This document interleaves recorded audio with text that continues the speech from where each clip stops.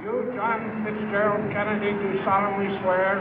I, John Fitzgerald Kennedy, do solemnly swear. That you will faithfully execute the office of President of the United States. That I will faithfully execute the office of President of the United States. And will, to the best of your ability.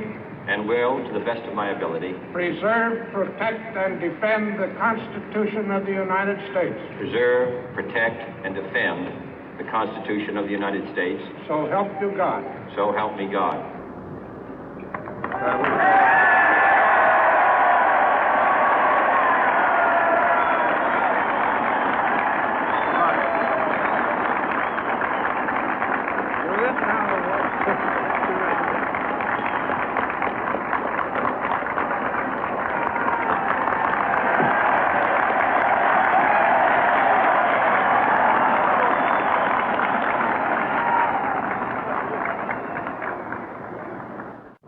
Vice President Johnson, Mr. Speaker, Mr. Chief Justice, President Eisenhower, Vice President Nixon, President Truman, Reverend clergy, fellow citizens.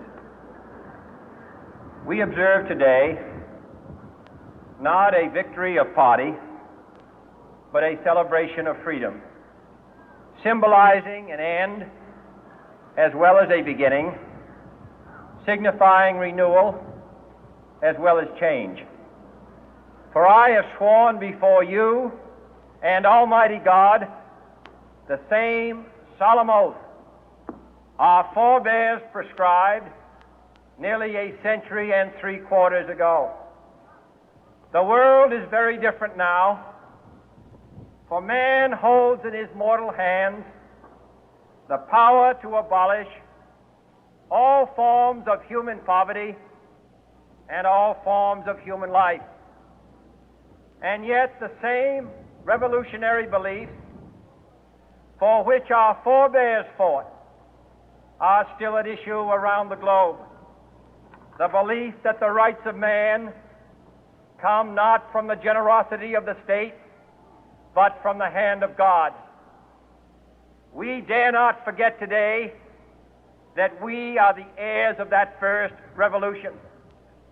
Let the word go forth from this time and place to friend and foe alike that the torch has been passed to a new generation of Americans born in this century, tempered by war, disciplined by a hard and bitter peace, proud of our ancient heritage, and unwilling to witness or permit the slow undoing of those human rights to which this nation has always been committed and to which we are committed today at home and around the world.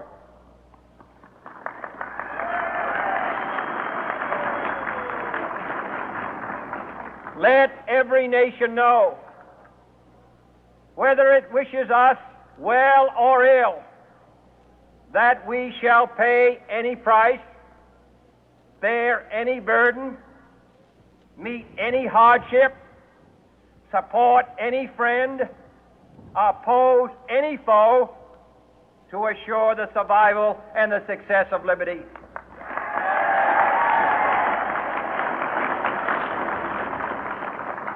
This much we pledge and more. To those old allies whose cultural and spiritual origins we share, we pledge the loyalty of faithful friends. United, there is little we cannot do in a host of cooperative ventures.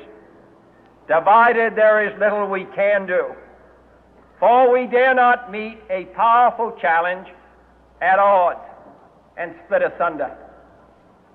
To those new states whom we welcome to the ranks of the free, we pledge our word that one form of colonial control shall not have passed away, merely to be replaced by a far more iron tyranny. We shall not always expect to find them supporting our view, but we shall always hope to find them strongly supporting their own freedom, and to remember that in the past, those who foolishly sought power by riding the back of the tiger ended up inside.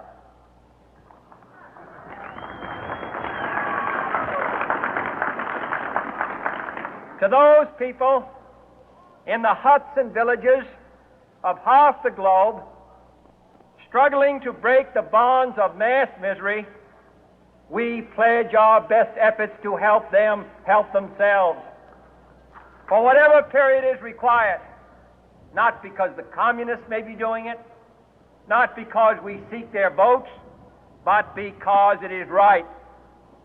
If a free society cannot help the many who are poor, it cannot save the few who are rich.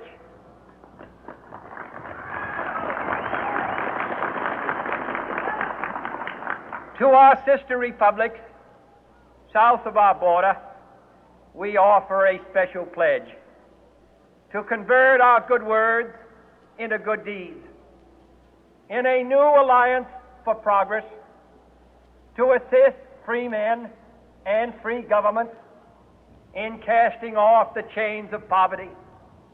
But this peaceful revolution of hope cannot become the prey of hostile powers. Let all our neighbors know that we shall join with them to oppose aggression or subversion anywhere in the Americas. And let every other power know that this hemisphere intends to remain the master of its own house.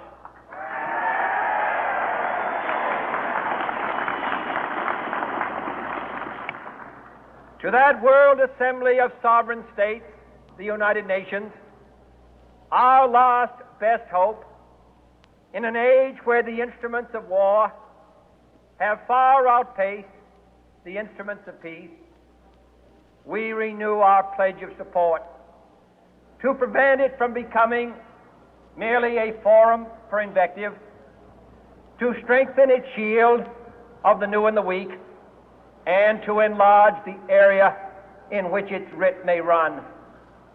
Finally, to those nations who would make themselves our adversary, we offer not a pledge, but a request that both sides begin anew the quest for peace.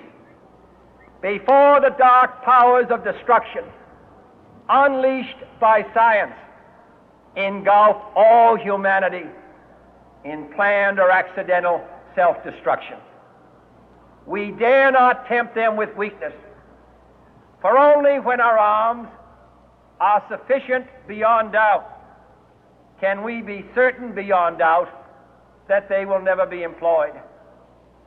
But neither can two great and powerful groups of nations take comfort from our present course, both sides overburdened by the cost of modern weapons, both rightly alarmed by the steady spread of the deadly atom, yet both racing to alter that uncertain balance of terror that stays the hand of mankind's final war. So let us begin anew, remembering on both sides that civility is not a sign of weakness, and sincerity is always subject to proof.